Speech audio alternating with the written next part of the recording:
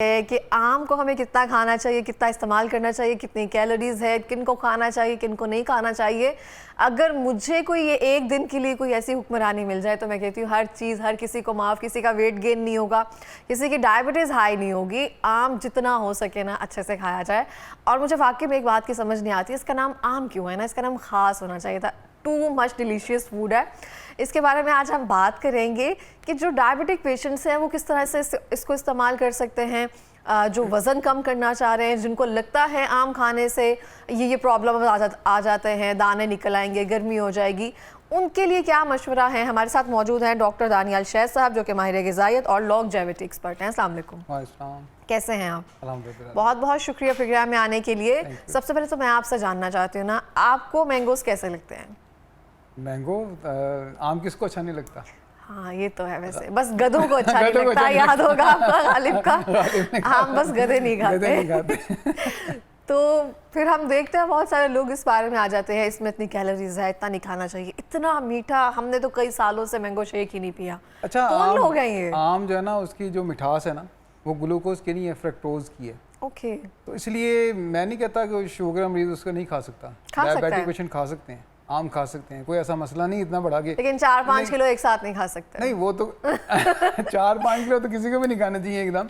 आप 100-150 ग्राम जो है, यानी कि 2 आम, अच्छे आम आप खा सकते हैं। वैसे आम बाद को आधा किलो का भी आम होता है, बड़े बड़े आम होते हैं, लेकिन जो बहुत ज़्यादा पसंद किया जाता है और टेस्ट में बहुत ज़्यादा होता है, आप जैसे चौंसा जो है उसका अपना ही टेस्ट है, तो वो मेरे ख्याल से 2 आम खा लीजिए तो हर्ज नहीं है। हर आम जितने भी इनकी हैं, जैसे चौंसा है, सिंदरी है, ये सब चीज़ें, इन सब की ग़िज़ाइयत डिफरेंट है या एक ही है? थोड़ा फ़र्क है, इसमें कुछ नहीं। देखें ये कमाल बात है कि सिर्फ और सिर्फ ये रेस्टोरेंट्स में हम लोग जो हैं जब टेस्ट डेवलप करते हैं तो उसके अंदर आर्टिफिशियल चीज़ें ऐड कर देते हैं।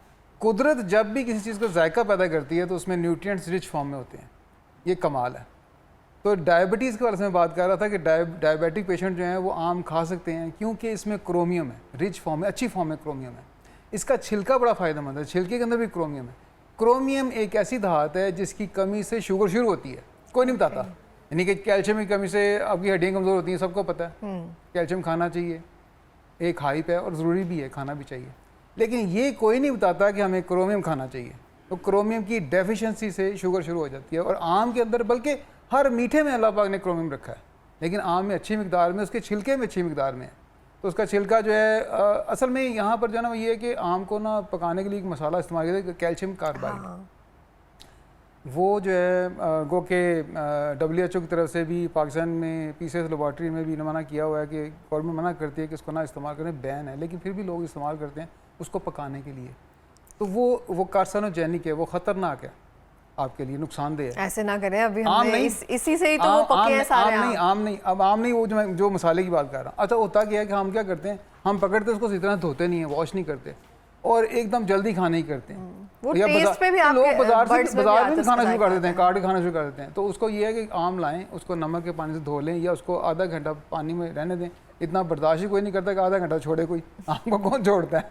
फ्रिज में रख के फ्रिज बार-बार जो उसका छिलका बहुत ज़्यादा नरम हो जाता है, उस छिलके को मत खाएं, उसको नहीं खाना चाहिए। लेकिन जो डायबिटिक पेशेंट है, अगर आम का चौथा हिस्सा छिलका खा लिया जाए चबा के अच्छी तरह से, तो उनकी शुगर नहीं बढ़ेगी। वैसे भी आम से इतनी जल्दी नहीं बढ़ती क्योंकि आम की जो ग्लाइसेमिक लोड है उसका वो 12-13 है, ज़्यादा लोड नहीं है उसका। ग्लाइसेमिक इंडेक्स जो है ना उसकी वैल्यू कम है, मतलब आप कह लें कि तकरीबन को 45-50 के करीब उसकी ग्लाइसेमिक वैल्यू है, जबकि ग्लूकोज की 100 है। तो इसमें फ्रक्टोज होता है, ये खा सकते हैं। आम खाने से कोई मोटापा नहीं होता। कुछ लोग कहते हैं मोटापा होता है, ऐसा भी नहीं होता। इतना मीठा खा लिया, मोटापा, ये सब आम खाने से कुछ लोग कहते हैं ये दाने चेहरे पे निकल आएंगे, वो ऐसा नहीं होता। वो आम, फिर वही बात करूँगा कि आम के अंदर जो वो असराज रहते हैं, कैल्शियम कार्बाइड के असराज रहते हैं, उसकी वजह से आपकी स्किन जो है डिस्टर्ब होती है, दाने निकलते, उसकी रीज़न वो होती है। आम नहीं होता उसकी रीज़न। आम ऐसे ही बेचारा बदनाम हुआ है ऐसे ही बदनाम हुआ है। आम कमाल चीज़ है कि आम का आप कह लें कि इसमें जो डायबिटिक कुछ लोग ऐसे हैं जिन्होंने मेडिसिन छोड़ी हैं और डायबिटीज़ को शिकस्त दे दी है, ठीक है, और मेडिसिन बिल्कुल छोड़ दी है। ऐसे लोगों में हाइपोथायराइडिज्म का मसला हो जाता है, वो सुस्ती का शिकार हो जाते हैं, वो मेडिसिन लेनी पड़ती है ताकि वो काम करते रहें ज़िंदगी में, क्योंकि उनकी बॉडी में एनर्जी लेवल कम हो जाता है। आम के अंदर क्वालिटी है कि उसमें सेलेनियम होता है। वो हाइपोथायराइडिज्म जो जिनको पेशेंट्स को है, जो आम खाएंगे तो वो बेहतर हो जाएंगे, उनको ज़रूरत नहीं पड़ेगी मेडिसिन खाने की। तो आम दोनों के लिए अच्छा है, डायबिटिक पेशेंट भी खा सकते हैं और हाइपोथायराइडिज्म वाले भी खा सकते हैं, आपको एनर्जी लेवल भी अच्छा देता है। आम के बाद बहुत सारे लोग कहते हैं, कोई कहता है दूध पीना चाहिए, कोई कहता है लस्सी पीनी चाहिए, तो इस बारे में क्या कहेंगे? पीना ज़रूरी है, कहते हैं जितनी आप लस्सी और दूध का इस्तेमाल करेंगे आपका खून बनेगा। अच्छा, लस्सी का तो खैर नहीं मामला, कोई दूध पिया जा सकता है।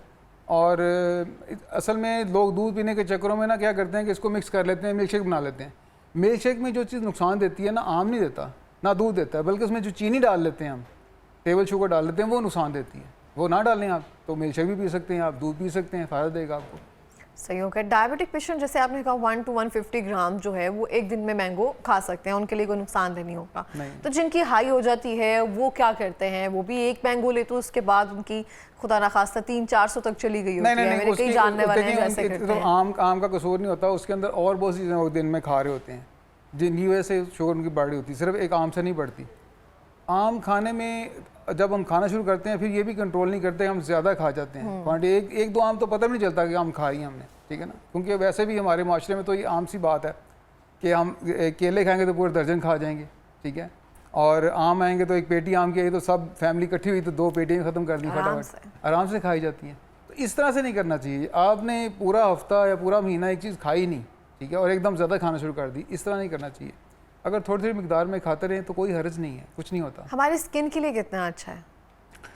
स्किन के लिए तो आम बहुत ज़बरदस्त है, इसमें स्किन के ऊपर ग्लो आता है आम के खाने से। इसमें मैग्नीशियम अच्छी मिकदार में है, इसमें जिंक अच्छी मिकदार में है। स्किन जिंक जो है आपके दानों को, जो पिंपल्स निकलते हैं उनको नहीं होने देता, स्किन को फ्रेश रखता है।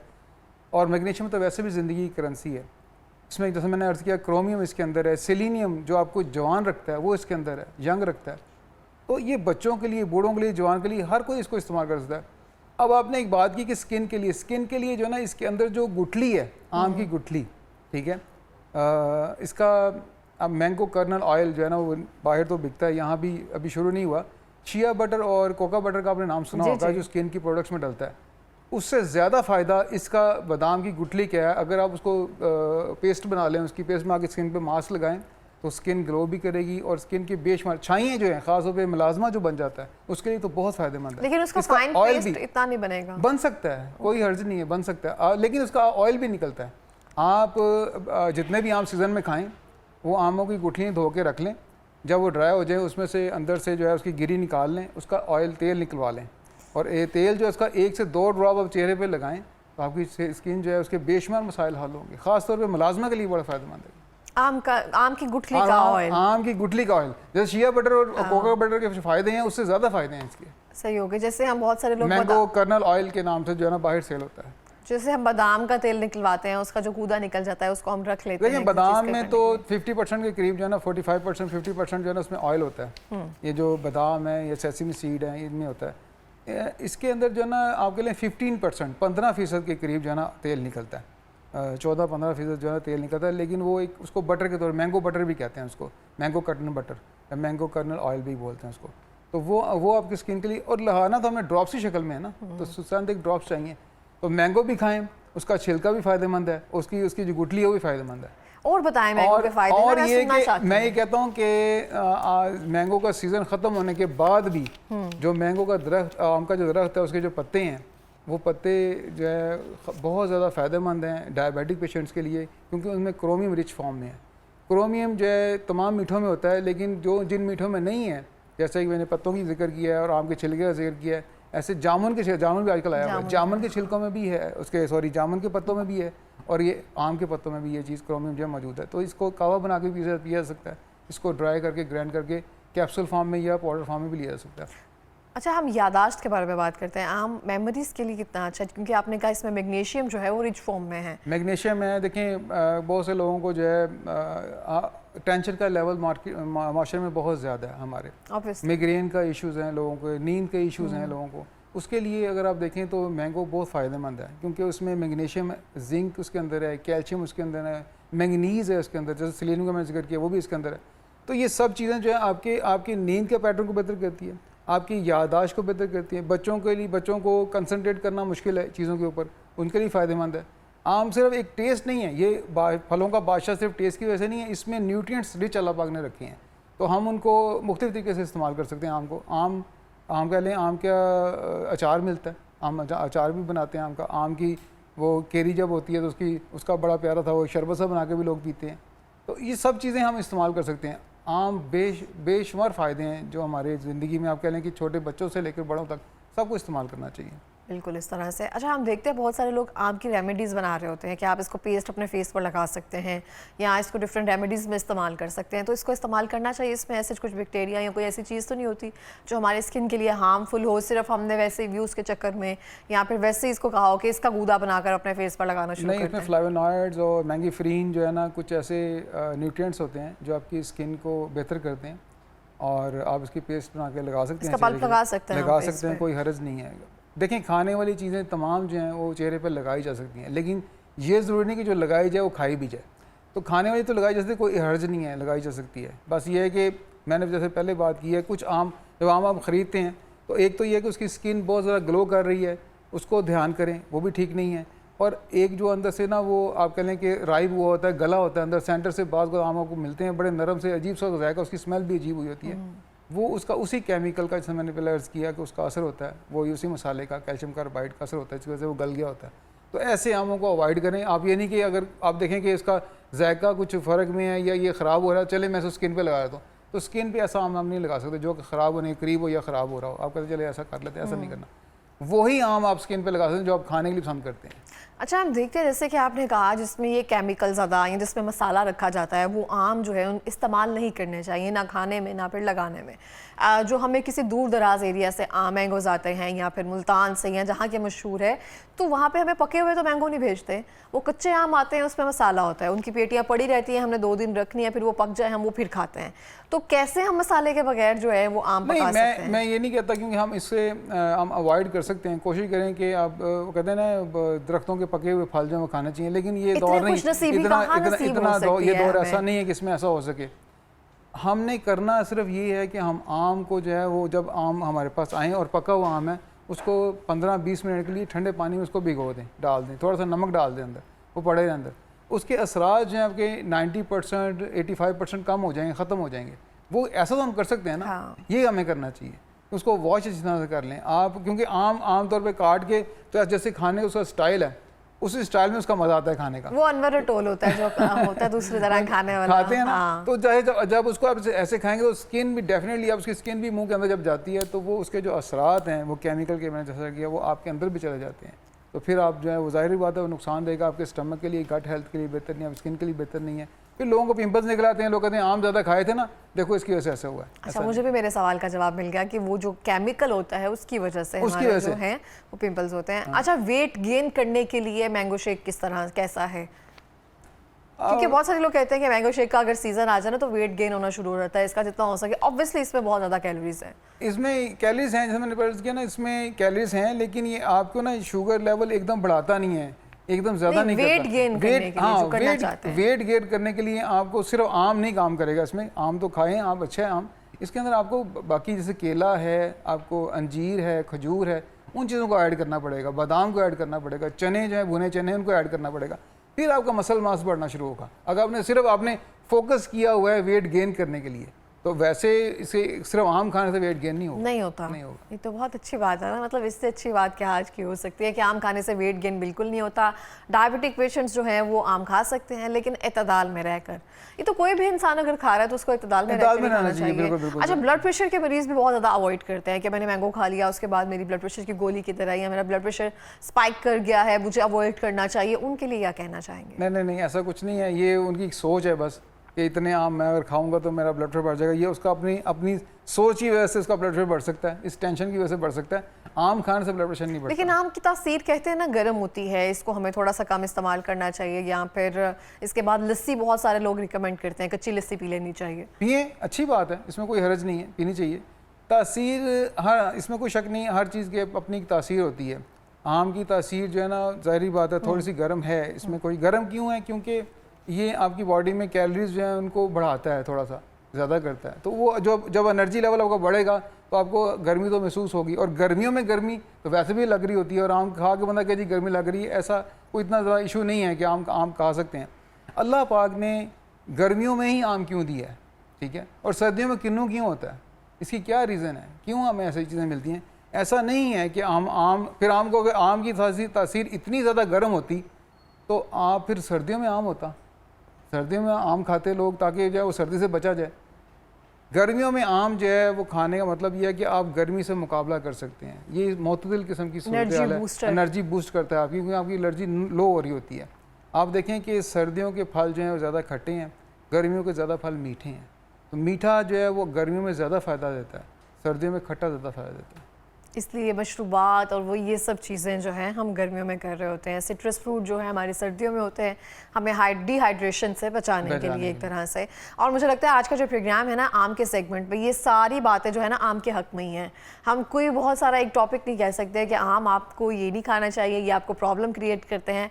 किसी भी वर्ड्स को स्पाइक नहीं करता मैंगो, बिल्कुल भी नहीं। मैंगो मैं नहीं समझता कि कोई भी ऐसा बंदा है जो आम नहीं खा सकता।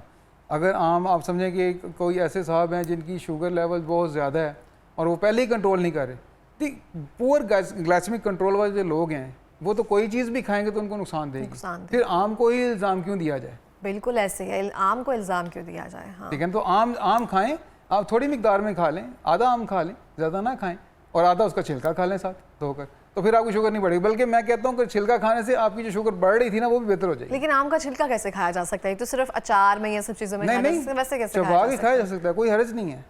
जायके में ज़ाहिर है थोड़ा सा फ़र्क तो होता है, इसमें कोई शक नहीं। अगर आप बहुत ज़्यादा कॉन्शियस हैं तो पहले छिलका खा लें फिर आम खा लें।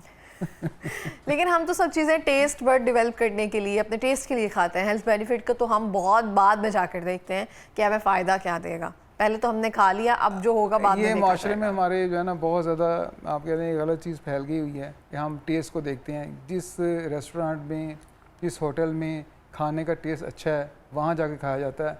हम ये नहीं गौर करते कि वो कैसे बना रहे हैं, वो क्या चीज़ क्या नहीं है। टेस्ट के ऊपर आते हुए तो गधे भी लोगों ने लाहौर में खा ली हैं, पता नहीं चलता कि टेस्ट है तो बस चीज़ खाया गया। सिर्फ ये देखें कि कुदरत ने जब भी किसी चीज़ में टेस्ट पैदा किया है और उसके अंदर न्यूट्रिएंट्स रिच फॉर्म में होंगे, कभी ऐसा नहीं होगा। वो हमारे साथ ब्लफ नहीं करता, रब हमारे साथ ऐसा नहीं करता कि एक चीज़ जो है बहुत ज़्यादा मज़ेदार हो और वो नुकसान दे आपको। वो मज़ेदार इसीलिए है कि उसके अंदर न्यूट्रिएंट्स में ग़िज़ाइयत जो है वो भरपूर किस्म की हैं, उसमें मिनरल्स, वो सारे मिनरल्स में मौजूद हैं। कैसी बात है, मैंने अर्ज़ किया कि शुगर जो है वो होती किसकी वजह से, क्रोमियम की डेफिशिएंसी की वजह से होती है। अल्लाह पाक ने तमाम मीठों में जितने भी मीठे हैं उसमें क्रोमियम रखा है। काली मिर्च जो है वो मीठी नहीं होती, लेकिन जिनको शुगर हो गई है वो काली मिर्च का इस्तेमाल करें क्रोमियम के नज़र से तो उनकी शुगर बेहतर होना शुरू हो जाएगी। तो मीठा वो खा सकते हैं, नेचुरल मीठा जो है ना वो खा सकते हैं। खजूर भी, एक डायबिटिक पेशेंट खजूर भी खा सकता है, ऐसे नहीं कि खजूर नहीं खा सकता, खजूर भी, अंजीर भी खा सकता है, आम भी खा सकता है। आम तो खजूर से तो कम मीठा है, अंजीर से तो कम मीठा है आम, ठीक है ना, तो आम खा सकते हैं। अब आलू जो है वो तो बिल्कुल फीका है, मीठा तो नहीं है, लेकिन आलू के मुकाबले में अगर आम को देखा जाए, जिस बंदे ने एक आलू खा लिया है वो 4 आम खा लेगा तो उसके बराबर है। ओके, सही हो गया। अच्छा, आम के पत्तों को किस तरह से इस्तेमाल कर सकते हैं हेल्थ बेनिफिट के लिए, उसके लिए भी आप बता रहे थे कुछ? आम के पत्ते जो है ना ये आप कह लें कि नज़ला ज़ुकाम के लिए बड़े फ़ायदेमंद है। अगर इसका हम कहवा बना के पिएँ, डायबिटिक पेशेंट के लिए फ़ायदेमंद है क्योंकि इसके अंदर मैग्नीशियम है, क्रोमियम है, मैंगनीज़ है, सेलेनियम है।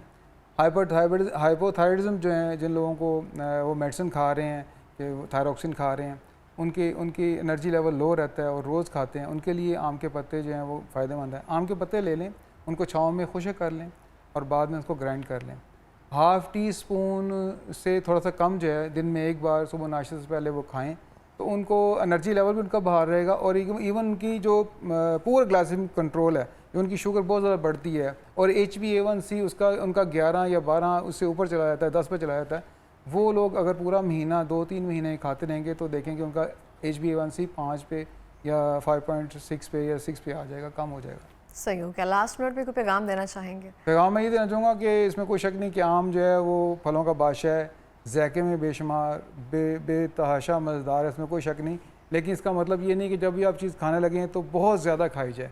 आप एकदम एक पेटी आपके सामने आई तो सबको पीछे छोड़ा और छुप के खाना शुरू कर दिया, रात को उठ के खाएं या सुबह सुबह किसी को बताए बगैर खाना शुरू कर दें, इस तरह से ना करें। अल्लाह पाक ने चीज़ें दी हैं हमें समझ के मुताबिक खाने के लिए कि आपको इसकी ज़रूरत है उतनी मिकदार में खाएँ तो आपकी सेहत बरकरार रहेगी। बिल्कुल, इस तरह से बहुत बहुत शुक्रिया सर प्रोग्राम में आने के